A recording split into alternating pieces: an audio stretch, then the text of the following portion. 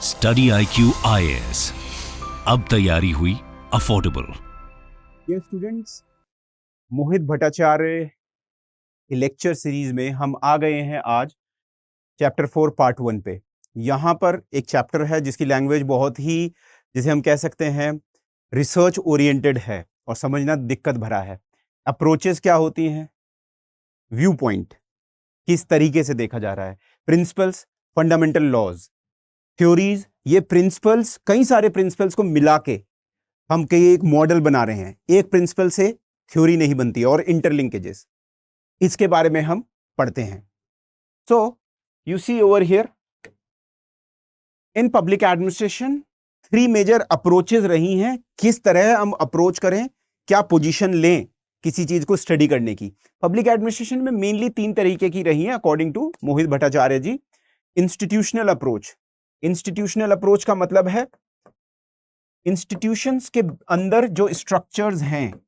जैसे अगर मैं अब आपको समझाने के लिए मैं जुडिशरी को ले लेता हूं, तो जुडिशरी में आपको पता है सुप्रीम कोर्ट है, हाई कोर्ट है और सबऑर्डिनेट या लोअर कोर्ट्स हैं। तो इस तरीके के स्ट्रक्चर्स, साथ में ये लॉज क्या फॉलो कर रहे हैं, कॉन्स्टिट्यूशन के प्रोविजंस क्या फॉलो कर रहे हैं, इनके क्या अपने अधिकार हैं, कितना ये पुश कर सकते हैं एग्जीक्यूटिव को, ये चीजें। अगला है मैनेजरियल अप्रोच। मैनेजरियल से आपको पता ही चल रहा है, मैनेज करना, यहां पर इंपैक्ट ऑफ इंटरनल एक्शंस, अंदर की चीजों को मैनेज करना, साथ में यहां पर प्रॉफिट मोटिव और इंटरनली कैसे चीजों को ऑर्गेनाइजेशन के अंदर मैनेज किया जा रहा है, managerial approach. Political approach, definitely अब कोई भी इंस्टीट्यूशन है जो वो बाहर होने वाले push and pulls political aspect पे क्या करता है, फर्क डालता है उस पे। साथ में बहुत सारी पॉलिटिकल एस्पिरेशंस जो हैं लोगों की, वो पॉलिटिकल व्यू पॉइंट से ऑर्गेनाइजेशंस के थ्रू संपन्न हो पाती हैं, राइट। सो पब्लिक एडमिनिस्ट्रेशन में हम ये 3 अप्रोचेस लेते हैं। तो पॉलिटिकल अप्रोच में हो सकता है राइट विंग, कैपिटलिज्म ओरिएंटेड, या फिर left wing, more farmers oriented, coming from the background of liberalism और सोशलिज्म, ऐसा। यहां पर और बात करते हैं दोस्तों, पब्लिक एडमिनिस्ट्रेशन का जो बैचेस हैं शुरू हो गए हैं और 22 मई तक एडमिशन हो रहा है। आप इंश्योर करा लीजिए, और इसमें एडमिशन शुरू हो रहे हैं, आप इंश्योर करा लीजिए कि आप एडमिशन करा लें, साथ में आप इंश्योर हो जाएंगे कि आपका रैंक भी आ जाए, right. So do remember, we are having live classes from 22 and you'll get previous year's questions, classes, live test series, discussions, case studies, and I have also worked at sub-divisional level in Uttar Pradesh as an officer. I will share my practical experiences. Those are very much interesting and beyond the knowledge of books.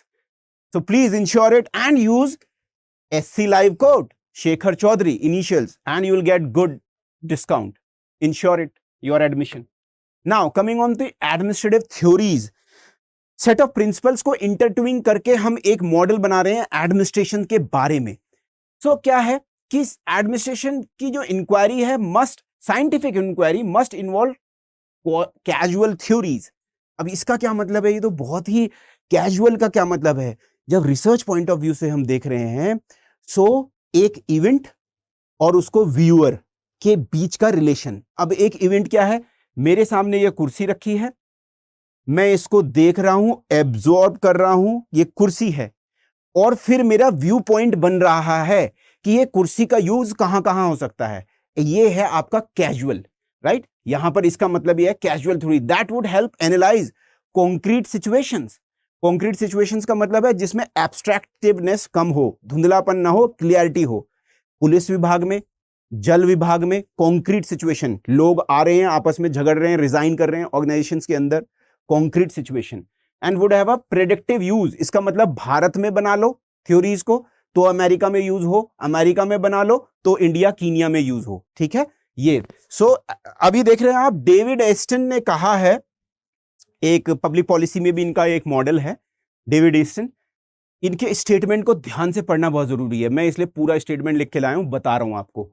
The accumulation of data through accepted technique does not alone give us adequate knowledge. अब जैसे मैं खुद researcher हूं, PhD scholar हूं, मैं खुद अपने जो पब्लिक पॉलिसी में पीएचडी कर रहा हूं वहां पर डेटा इकट्ठा कर रहा हूं, तो मैंने जाके सर्वे कर लिया, लोगों से जाके पूछ लिया, या फिर मैंने ग्रुप फोकस ग्रुप्स इंटरव्यू कर लिए, या सिंगल इंटरव्यू कर लिए, या मैंने time study, cost study, time cost, motion study कर ली। ये अपने आप में हमें एडिक्वेट नॉलेज नहीं दे पाएंगे, इससे बियॉन्ड नॉलेज चाहिए। तो नॉलेज अगर क्रिटिकल, बहुत महत्वपूर्ण बनानी है और रिलायबल बनानी है तो वो ऐसी होनी चाहिए कि जनरली कहीं भी लग जाए, यूएस की कंपनी में लग जाए, स्टारबक्स में लग जाए, कैफे कॉफी डे में इंडिया में भी लग जाए, चायोज में लग जाए, चाय वाला में भी लग जाए। समझ रहे हैं आप? ऐसी होनी चाहिए, जेनेरिक हो जानी चाहिए और इंटरनल कंसिस्टेंसी होनी चाहिए ऑर्गेनाइजेशन के अंदर उसको यूज करने की। और अगर ये ऐसा नहीं हो पाता है, अगर हम जेनेरिक थ्योरी नहीं बना पाते हैं तो फिर यही है कि ये तो सेट ऑफ प्रिंसिपल्स हैं। और मैंने बताया था थ्योरीज क्या है, सेट ऑफ प्रिंसिपल्स का इंटरट्यूनिंग है, मॉडल प्रेजेंट करना कि ये सेट ऑफ प्रिंसिपल एक दूसरे से कैसे वेरिएबल्स के थ्रू इंटरैक्ट कर रहे हैं। सो हमारे पास ये इसमें क्या हो जाए, form of systematic generalize statement हो जाते हैं। Large number of particular cases को तो डील कर सकते हैं, पर वो पूरे के पूरे मॉडल को एक्सप्लेन नहीं कर सकते। अगर हम केवल डेटा के थ्रू ही क्या करेंगे, केवल डेटा के थ्रू हमने इकट्ठा कर लिया, सर्वे कर लिया और हम कह रहे हैं हमने थ्योरी बना दी, नहीं। वो थ्योरी जनरली हर टाइप की देश में, हर टाइप के हिस्टोरिकल पर्सपेक्टिव में भी लगनी चाहिए, तभी उसको थ्योरी एक्सेप्ट किया जा सकता है, ठीक है। नहीं तो वो large number of particular organization, जैसे हमने टाटा, महिंद्रा और आपका सुजुकी, इसके अलावा सेंट्रो, जो हुंडई है, इन सब में स्टडी कर ली, एक जगह स्टडी कर ली और कह दिया यही दुनिया भर की ऑर्गेनाइजेशनल थ्योरी है। नहीं, ऐसा नहीं है। पब्लिक एडमिनिस्ट्रेशन बहुत अलग है। और अगर एफडब्ल्यू रिग्स के इकोलॉजिक पर्सपेक्टिव में देखो, राइट, तो पब्लिक एडमिनिस्ट्रेशन डेवलपिंग कंट्रीज का तो बहुत अलग है। तो ये तो स्वीकार नहीं किया जाएगा, ये तो स्वीकार नहीं है, ठीक है, ऐसा स्वीकार नहीं है। तो इसलिए रिगरस और रॉबस्ट मेथड चाहिए जहां पर ये थ्योरीज हर जगह लग सकें। ये दिक्कत है हमारे पब्लिक एडमिनिस्ट्रेशन में। तो पीटर सेल्फ कह रहे हैं वेरियस काइंड्स ऑफ थ्योरी आ गई हैं पब्लिक एडमिनिस्ट्रेशन में, बहुत सारी थ्योरीज आ गई हैं, ठीक है, बहुत सारे व्यू पॉइंट आ गए हैं। साइंटिफिक थ्योरी भी है, बिहेवियरल थ्योरी भी है, राइट, और भी स्कूल ऑफ थॉट आते रहे हैं, न्यू पब्लिक मैनेजमेंट, ऐसी बहुत सारी इकोनॉमिक पर्सपेक्टिव से, क्रिटिकल पब्लिक चॉइस अप्रोच, बहुत सारी थ्योरीज आ गई हैं, ठीक है। और that are derived from many, बहुत सारी, या नो एकेडमिक डिसिप्लिन, कोई था ही नहीं एकेडमिक डिसिप्लिन, वहां से बना दी थ्योरी, साइंटिफिक मैनेजमेंट है जी ये, ठीक है। सो ये, और यहां पर आपको पीटर सेल्फ देखने को मिल रहे हैं, इंग्लिश, ब्रिटेन के रहने वाले, another great scholar Herbert Simon, won prize for decision making. यही चिंता सता रही थी हर्बर्ट साइमन को भी, तो उन्होंने कहा डिस्कम्फर्ट इज सिचुएशन, भाई मजा नहीं आ रहा है, थ्योरी बन नहीं पा रहे हैं। तो इन्होंने फेयरली डेफिनेट लोकस लिया, इधर उधर से नहीं कि सोशियोलॉजी से ले लो, प्राइवेट सेक्टर से ले लो, पॉलिटिकल साइंस से ले लो, कि मैनेजमेंट भी है पब्लिक सेक्टर, तो पब्लिक एडमिनिस्ट्रेशन और पॉलिटिकल साइंस भी है, ये तो साइंटिफिक मैनेजमेंट नहीं, नहीं, नहीं। इन्होंने कहा कि लोकस लेना पड़ेगा अब एक, तो इन्होंने बिहेवियरलिज्म और डिसीजन मेकिंग को लोकस लिया। उन्होंने कहा कि पब्लिक एडमिनिस्ट्रेशन मेनली क्या है, डिसीजन मेकिंग ही है, ज्यादातर प्रिंसिपल्स वो हैं कि कैसे डिसीजन मेकिंग हो रही है। तो पब्लिक, यहां पर इन्होंने फेयरली डेफिनेट लोकस को उठाया पब्लिक एडमिनिस्ट्रेशन को डील करने के लिए, ठीक। अब देखिए यहां पर बात हो रही है थ्योरी बिल्डिंग, इजी टास्क नहीं है थ्योरी बिल्डिंग पब्लिक एडमिनिस्ट्रेशन में, बहुत जटिल है, और स्कॉलरली जो डिसिप्लिन है उनसे तो बहुत जटिल है। ऐसा क्यों है? क्योंकि नया डिसिप्लिन है और बहुत डिफरेंट है, अलग अलग टाइप के एडमिनिस्ट्रेशन ऑर्गेनाइजेशन, पब्लिक ऑर्गेनाइजेशन अलग है प्राइवेट से, साथ में पब्लिक ऑर्गेनाइजेशन रशिया में अलग हो सकती है, इंडिया में अलग, चाइना में अलग हो सकती है, राइट, कहीं पर नॉर्थ कोरिया में अलग हो सकती है।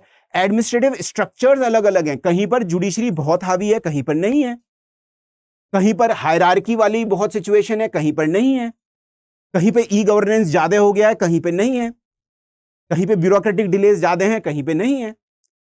प्रोसेसेस भी अलग अलग हैं, अलग अलग प्रोसेस के थ्रू डिलीवरी करी जा रही है सर्विसेज की। हमारे देश में यूपीआई है, अमेरिका में नहीं है, ठीक है। तो आप समझ पा रहे हैं, ये इंपॉर्टेंट है जानना।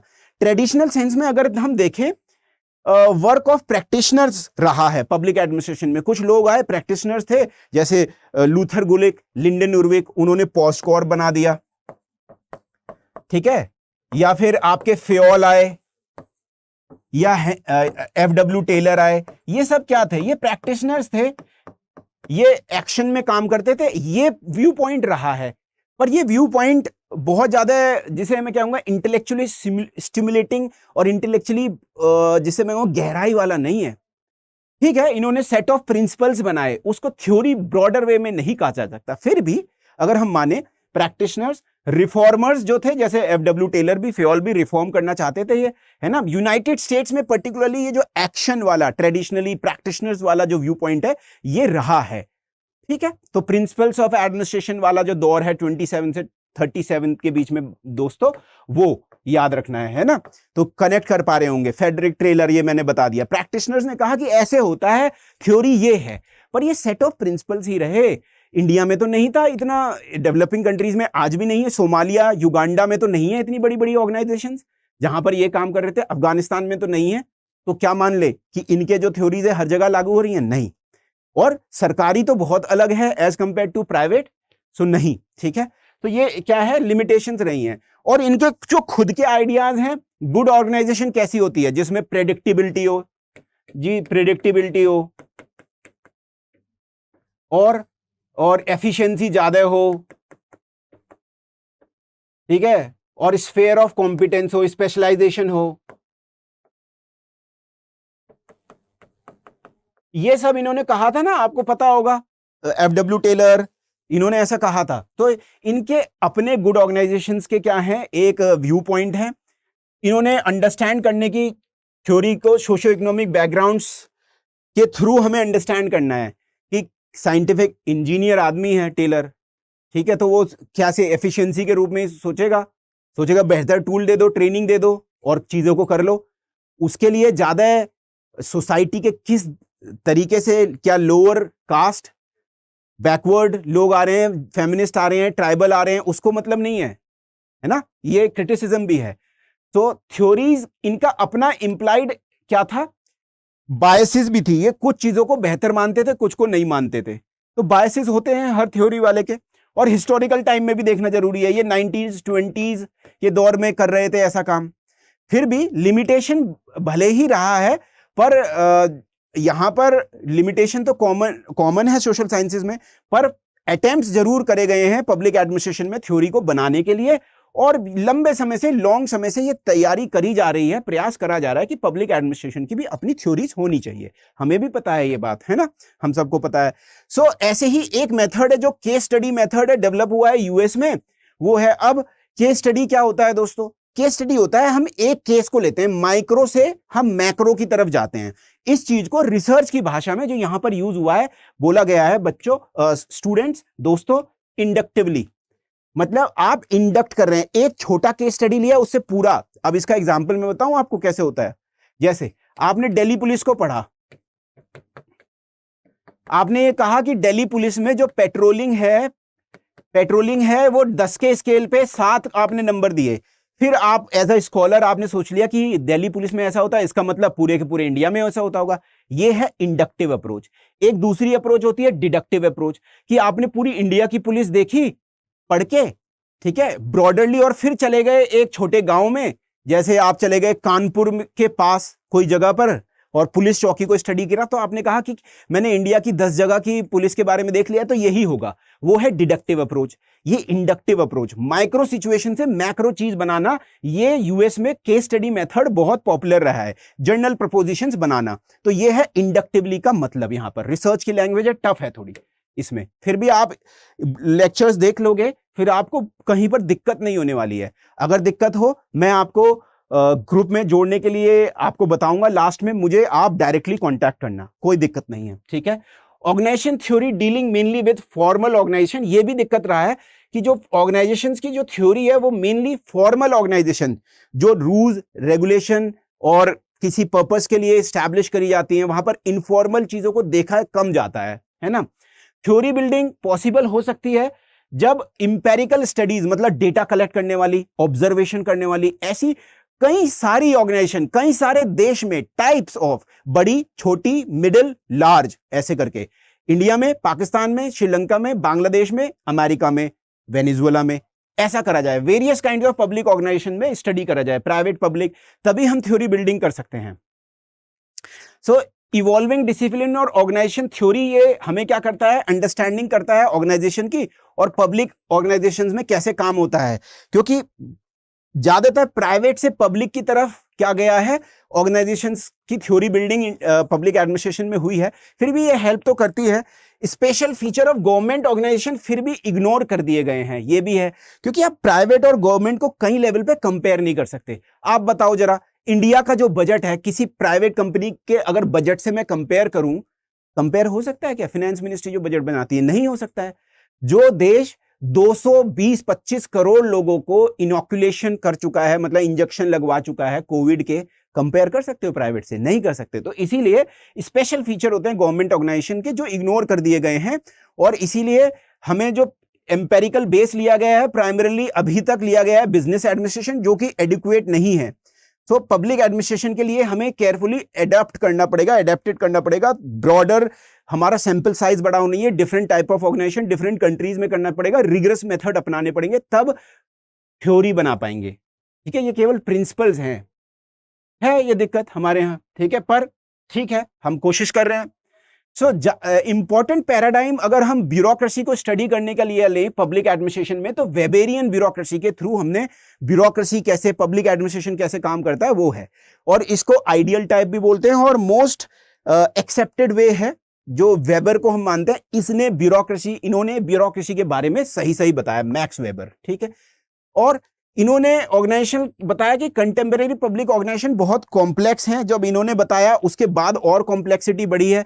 स्ट्रक्चर्स में के रूप में कितने टाइप के स्ट्रक्चर्स हो सकते हैं, ठीक है, आपके स्ट्रक्चर्स में है कि इंटरनली डिविजन्स कैसे हैं, रूल कैसे लागू हो रहे हैं, कितनी हायरार्की है, यूनिटी ऑफ कमांड, डायरेक्शन कहां से हो रहा है, कम्युनिकेशन अपवर्ड या डाउनवर्ड, हॉरिजॉन्टल कम्युनिकेशन या अपवर्ड डाउनवर्ड, ये प्रोसेसेस क्या अपनाए जाएंगे, ई गवर्नेंस के थ्रू करेंगे या पब्लिक प्राइवेट पार्टनरशिप के तरह करेंगे, बिहेवियर कैसा होगा, लोगों का बिहेवियर इंटरनली भी और एक्सटर्नली भी, ब्यूरोक्रेट्स अंदर ऑर्गेनाइजेशन के कैसे बिहेव करते हैं, इंट्रा और इंटर, ठीक है, सब कुछ। Cannot fully comprehend Weberian theory alone, weber की थ्योरी तो ठीक है, पर क्योंकि इतनी सारी डिफरेंसेस हैं, ये अकेली थ्योरी नहीं सॉल्व कर सकती है। तो थ्योरेटिकल पब्लिक एडमिनिस्ट्रेशन में एक्लेक्टिक फैशन में, अब ये अपना अलग टर्म है, एक्लेक्टिक का मतलब है वेरियस सोर्सेस से ड्रॉ करना होगा, वेरियस सोर्सेस स्टूडेंट यूज करने होंगे, प्राइवेट भी, पब्लिक भी, अमेरिकन भी, रशियन भी, ठीक है। थ्योरी बिल्डिंग पब्लिक एडमिनिस्ट्रेशन में कंसर्न है एक्लेक्टिकल फैशन, राइट, ये ध्यान रखना है। अब और बात करें तो वेबेरियन फॉर्मुलेशन डोमिनेट पैराडाइम तो है, मोस्ट इंपॉर्टेंट थीम तो है जिसके थ्रू हम पब्लिक एडमिनिस्ट्रेशन को स्टडी करते हैं। तो और हमने ये भी देखा है एडमिनिस्ट्रेटिव एनालिसिस को हमने पॉलिटिकल साइंस से भी काफी ड्रॉ किया है, क्योंकि अल्टीमेटली मदरली डिसिप्लिन तो रहा ही है।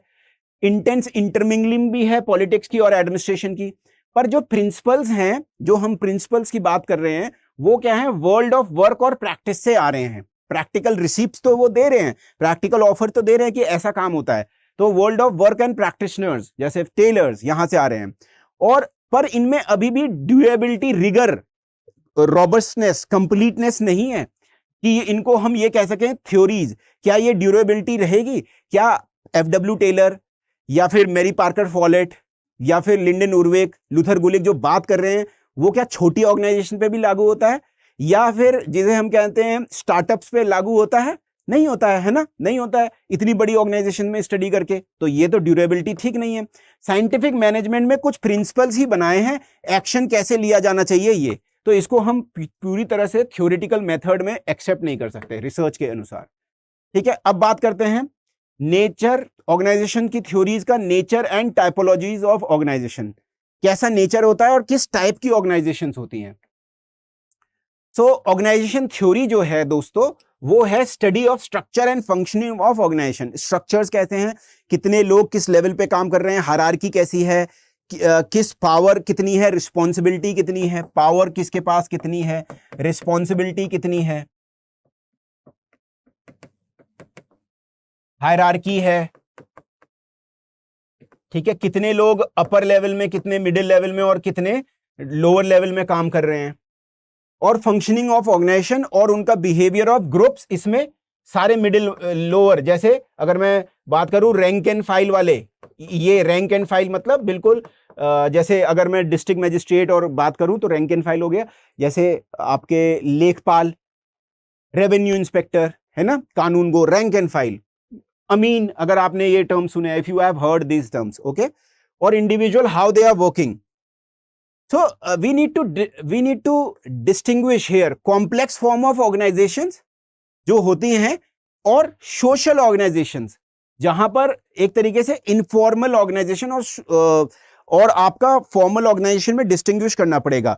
So within the organization there are also people who are reacting in different way according to informal way, and organizations are also reacting to the society, social organizations, right, which have been defined and established for explicit purpose. तो complex formal organization जो है उनका कोई purpose होता है to achieve common गोल.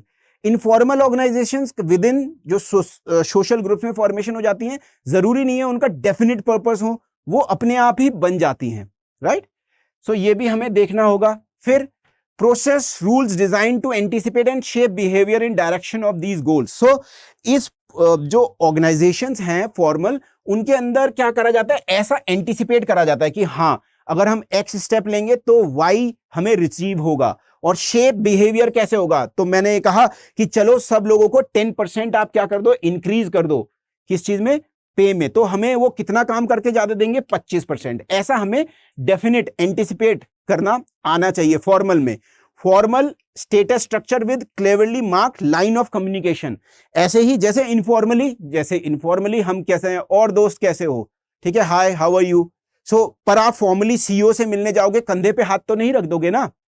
तो formal में बहुत ही ज्यादा क्या होता है, एक रिजिडिटी भी होती है. यहां देखो टाइप ऑफ फॉर्मल कम्युनिकेशन जैसे हो रहा है. वर्टिकल कम्युनिकेशन, आप यहां पर हो, कांस्टेबल है कोई और आप आईपीएस ऑफिसर हो, तो ऑब्वियसली यहां पर अगर ये कहेगा व्यक्ति, तो ये लिखेगा, लेटर लिख के देगा, महोदय I want to say this, there is concern about few things I want to say. So there is different rule. Horizontal communication, you may be posted in a district DM1, let us suppose you are posted in Ghaziabad near Delhi NCR, and another person is posted in Chandigarh. So that would be at the horizontal level, or within the organization, one SDM is communicating with another SDM, right? Diagonal communication. So a person in Chandigarh, sub-inspector in Chandigarh is communicating to district magistrate in Ghaziabad. एक तो ये communication out of the organization हो गया, दो अलग अलग, और with in the organisation भी हो सकता है, ठीक है. विद इन द ऑर्गेनाइजेशन जैसे आपका हो सकता है, police person is talking to block development officer another, right. ये हॉरिजॉन्टली आपका डायगोनल कम्युनिकेशन हो गया.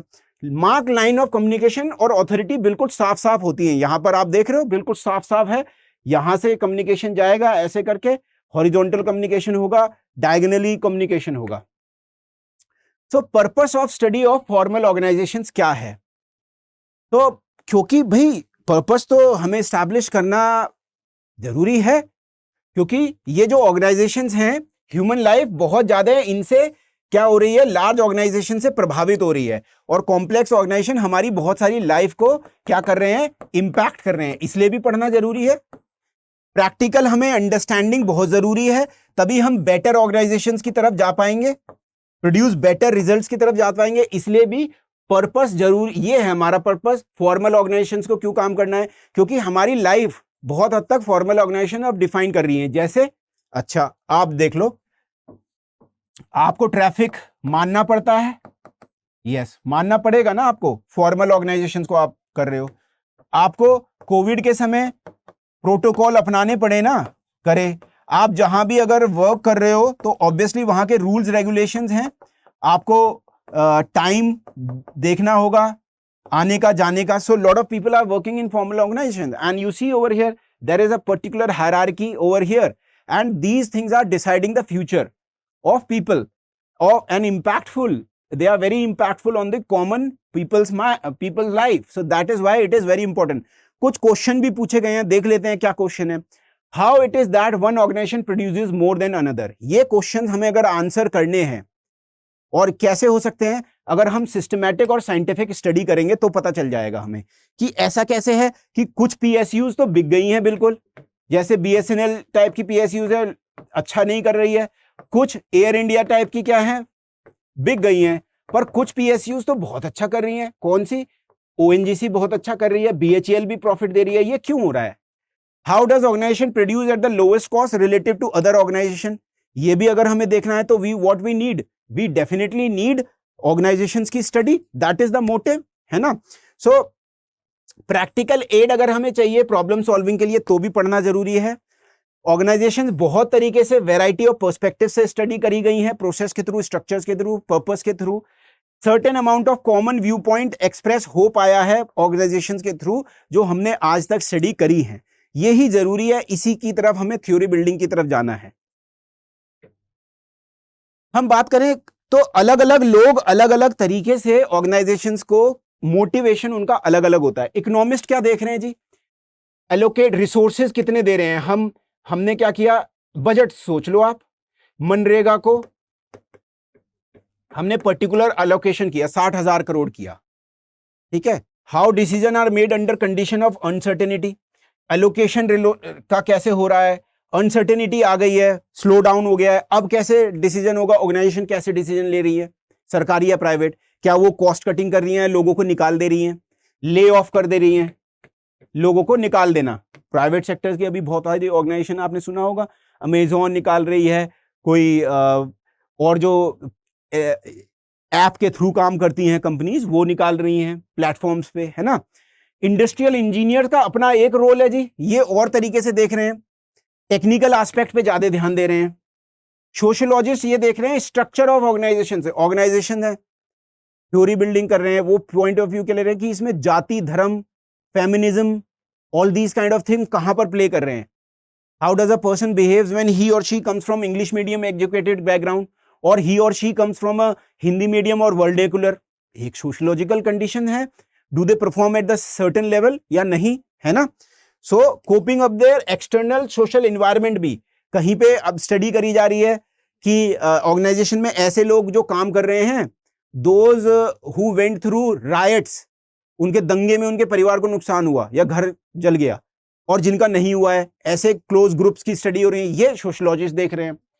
इसके अलावा साइकोलॉजिस्ट देख रहे हैं कि बिहेवियर ऑफ इंडिविजुअल्स कैसा है, कि ये इंडिविजुअल ऐसे क्यों बिहेव कर रहे हैं।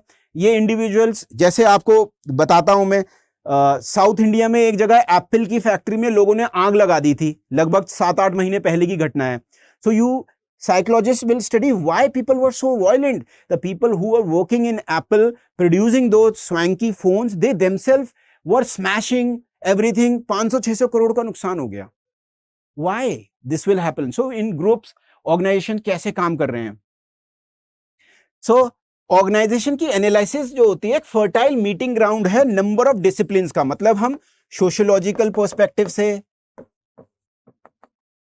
टेक के पर्सपेक्टिव से, इसके अलावा हम साइकोलॉजी के पर्सपेक्टिव से बिहेवियरलिज्म देख सकते हैं, हम बहुत सारी चीजें देख सकते हैं। और ये जो स्टडीज हैं, ऑर्गेनाइजेशंस हैं, ये स्टडीज हैं, इनका कैरेक्टर इंटरडिसिप्लिनरी फील्ड होता जा रहा है, जो हम अब ऑर्गेनाइजेशन बिल्डिंग और थ्योरीज बना रहे हैं। एक डिसिप्लिन दूसरे डिसिप्लिन से भी लेता है, पर फिर भी अभी भी क्वेश्चन है कि organization is not easy to define because there has been not adequate amount of study yet, अभी भी। अब हम बात कर रहे हैं summary of fundamental characteristic of organization can be abstracted. एक अलग, अगर हम ऑर्गेनाइजेशंस के फंडामेंटल्स कैरेक्टरिस्टिक कैसे होती है वो बताएं, एक एब्स्ट्रैक्ट बना सकते हैं, थोड़ा क्लियरिटी वाला, थोड़ा बहुत बना सकते हैं, एग्जैक्ट तो नहीं पर एब्स्ट्रैक्ट करा है हमने, कुछ लिया है। क्या है? इंडिविजुअल्स और ग्रुप्स होते हैं ऑर्गेनाइजेशन में, होते हैं, हाँ होते हैं। आप पर्सन आईपीएस आईएएस बनोगे, साथ में आपके ग्रुप्स भी होंगे, आप खुद मसूरी में ट्रेनिंग करने जाओगे, है ना। आप किसी भी कैडर में जाओगे, आपके ग्रुप्स होंगे, आईएएस लोगों का, आईपीएस लोगों का, एसडीएम्स लोगों का अलग होगा, है ना। तो फंडामेंटल कैरेक्टरिस्टिक क्या है? ऑर्गेनाइजेशन एग्जिस्ट करती हैं क्योंकि उन्हें सर्टेन गोल्स को प्राप्ति करनी है, ऑब्जेक्टिव को प्राप्ति करनी है, और डिफरेंशिएटेड फंक्शंस होते हैं उनके अंदर, with in the layer, sphere of competence हो सकता है, स्पेशलिटी, अलग अलग लोगों को अलग अलग काम दिया जाता है। अलग अलग ऑर्गेनाइजेशन का अलग अलग मिशन, विजन और एम्स होते हैं। नीति आयोग का अलग है, राइट, पीएमओ का अलग है। सो नीति आयोग के अलग फंक्शन है, स्पेशलाइज फंक्शन है, पीएमओ का अलग है। इसमें भी नीति आयोग के अंदर भी जो बहुत सारी क्या हैं स्टडी ग्रुप्स हैं, उनका अलग अलग डिफरेंशिएटेड फंक्शन है।